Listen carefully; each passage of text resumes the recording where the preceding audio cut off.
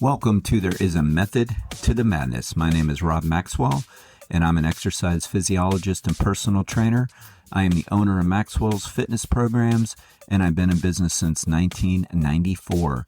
The purpose of this podcast is to get to the real deal of what really works, and most importantly, why things work. Hence the name, There Is a Method to the Madness. Before I get to today's show, I want to thank Jonathan and Lynn Gilden of the Gilden Group at Realty Pros.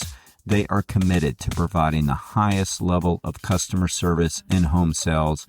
Why don't you give them a shout and figure out what your home is worth? 386-451-2412. Hello, everybody. Coach Rob here, getting ready to hopefully give you some wisdom or something to think about, perhaps some motivation, something to get everybody doing what I think we should be doing physically. And that is the heart of the matter this morning. I'm going to talk about basically how simple it is. I'm just going to reiterate the message because oftentimes we get in the weeds and we try to look for complicated solutions, or complicated solutions are thrown at us left and right. And we see a lot of good influencers or good content creators on social media or writing books or on podcasts or doing interviews that will talk about the 3 or 4 or 5 or so key simple principles. And people kind of like, is poo-poo that. Or, I don't know, there's a sense of, even if they don't like negatively say something, there's always this sort of vibe around it with at least some people that think, well, it's more than that. And it really isn't. So I'm going to talk about just 2 of those things. And the other ones, so let me give them to you. The simple things that we have to do physically on a regular basis if we want improved health outcomes, if we want to feel better, if we want to look better, if we want better labs when we go to our physician on a yearly basis, if we want to get up out of the chair and not hear creaks and cracks and pains or feel the pains, like if we want those things, we have to do some form of cardio. We have to do some form of strength training. And those are going to be the 2 that I'm going to focus on this morning, very briefly and very simply. And then the other ones are just, you need to eat right, which means nutrient-dense foods, not eat too much, eating a good variety of healthy foods, as I've said before, get proper amount of sleep and control your stress. So those are like the big 5 that we always need to focus on. And I'll add a caveat to the sleep is rest. So we need to get proper rest along with the sleep. But there's really not a lot of other things you have to do. You don't necessarily have to eat supplements or take supplements if you're eating a nutritious diet. You don't need to do cold plunges and saunas and all that stuff if you're getting adequate recovery via good nutrition, sleep, rest, which basically just means sometimes reading, just sitting around reading. So we don't have to do all these things. We don't have to take cold showers, that's the same thing as the cold plunge, I guess. I mean, if you're into it, great. But these are things you don't have to do. You don't have to go get prescribed different types of drugs for your physical fitness. And I'm not talking about the people that have to take the weight loss drugs. I'm talking about people that are trying to supplement things. I'm not talking about medical need things. I mean, it really is just a matter of always keeping those simple things in mind. So let me focus on the first 2. All right. So cardiorespiratory exercise and strength training. I mean, we have to do it. And if you walked every day or most every days, let's say 5 out of the 7 days per week at a moderate, brisk pace. Yes, that is enough. If we get up, or whatever time of day you want to do it, if we do it, it is enough. Let me quickly talk about the difference between walking and running and why this debate really doesn't have to happen. All right. Both of them, of course, occur when you're on your feet. So both of them are considered either low impact or higher impact. All right. Non-impact would be swimming and cycling because your feet never hit the ground. They basically stay in a off the ground position. Okay. So high impact shouldn't be a scary word or a scary sentence or a scary phrase.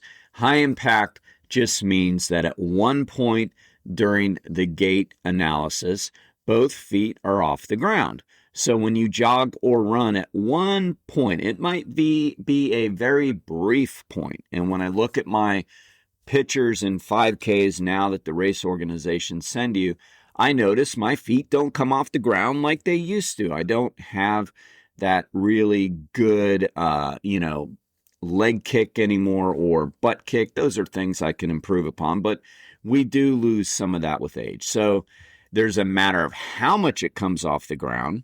And that doesn't matter. If both feet come off the ground at the same time, that's considered higher impact. It doesn't mean it's bad. It doesn't mean it's going to hurt you. That's all that it means. So low impact, and really the only low impact activity when we use the formal definition of what it is, which is one foot is on the ground at the entire time, is walking. That's it. So you got low impact walking, you got high impact cardio, and we're talking about bipedal movements, meaning movements on your feet. That is jogging and or running. Here is the big deal with this. Not the big deal. That people make it into a big deal. If you walk longer, okay, like let's say you do a 45-minute walk at a brisk pace. If you run 20 minutes, say at a vigorous pace, they're equal. So instead of saying one is better than the other, for the most part, they're equal. You're probably going to get your heart rate up higher with running, so that may improve your cardiorespiratory endurance to an extent. There's a lot of variables in that, but you are going to get enough cardio to improve your cardiovascular system if you walk at a brisk pace and you do it longer. Walking for 20 minutes, depending on your situation, how long you've been doing it, and how fit you are or whatever, may not get it done for you. But walking for 40 minutes will. Walking for 45 minutes will. All right? So the real thing that people need to understand regarding cardio, and I've said this for decades now, you can go long or you can go hard. All right? Those are subjective words. You can go long or you can go hard. You don't need to go long and hard. So in other words, if you're more into vigorous cardiorespiratory intensity because it works better for you, that would mean more like running and jogging versus walking. That would mean more high intensity spin classes versus a casual beach bike. I mean, use common sense, vigorous, moderate.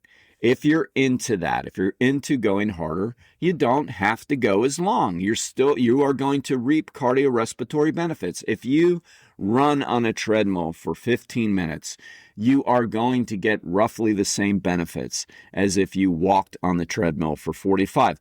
What do you like better? That is up to you. You just got to freaking do it. And all these arguments all the time, and people just don't do the simple things. All right. Now let's take strength training. Now, I will say people are getting better. When I say people, I mean influencers and creators and people writing books, all the, people that have an influence over cardio or fitness in general.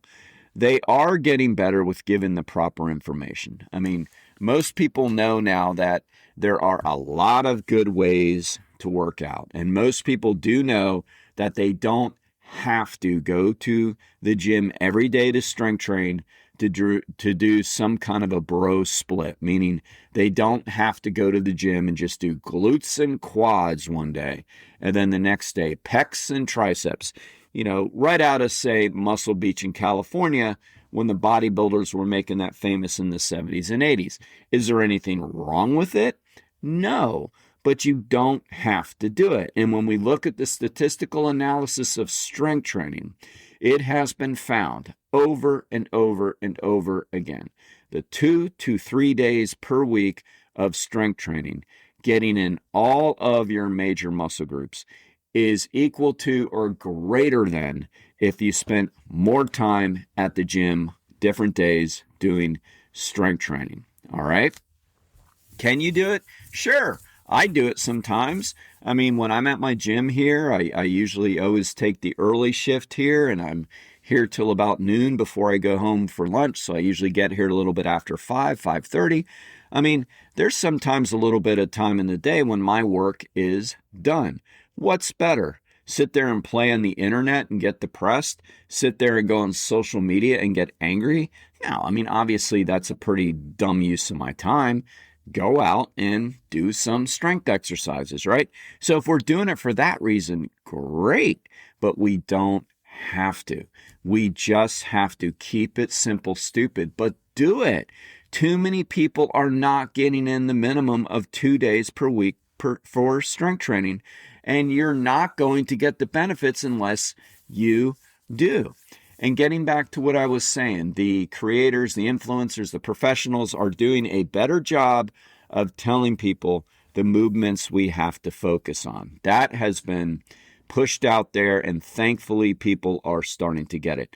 Not everybody. I still see people doing ridiculous exercises on the internet. And the other day, a client and myself were kind of joking around how people are inventing different exercises to do on machines that are not meant to be doing that particular exercise when there is a very basic exercise that they're trying to replicate. I mean, that stuff is silly. That still goes on. I still see people trying to do glute kicks off of a leg curl machine lying on their back when all they have to do is the leg curl or stiff-legged deadlifts for their glutes.